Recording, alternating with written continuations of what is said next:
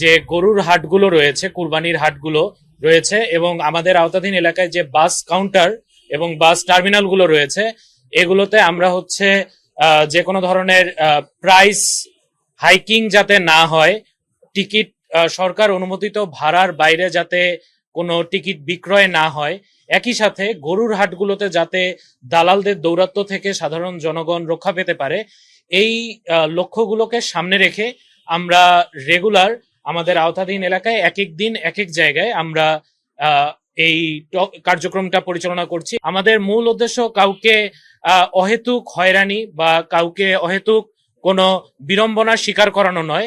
আমাদের যারা সাধারণ জনগণ আছে তারা যাতে এই পবিত্র ঈদুল আজহাকে সামনে রেখে তারা যাতে ঘরে ফিরতে পারে সুন্দর করে, যাদের সামর্থ্য রয়েছে তারা যাতে কোরবানির হাট থেকে সুন্দর করে গরু কিনতে পারে, তাদেরকে যাতে কোনো বিড়ম্বনার শিকার না হতে হয়, সেজন্য বরাবরের মতো আমরা র্যাব 2 এবারও 24/7 আমরা মাঠে আছি।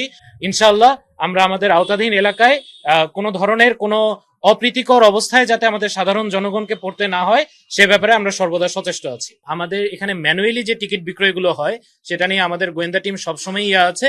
এখন পর্যন্ত আমাদের কাছে যে ইনফরমেশন আছে সবাই ঠিকঠাক মতোই করছে, তবে প্রতি ঈদেই কিছু বিচ্ছিন্ন ঘটনা ঘটে থাকে। কিছু অসাধু ব্যবসায়ী চক্র এই দামগুলো কিছু সময়ের জন্য বাড়িয়ে থাকে। এখন পর্যন্ত এরকম সলিড কোনো ইনফরমেশন নেই যে এখন পর্যন্ত বাস ভাড়া বাড়ানো হয়েছে বা সরকার অনুমোদিত ভাড়ার বাইরে ভাড়া রাখা হচ্ছে।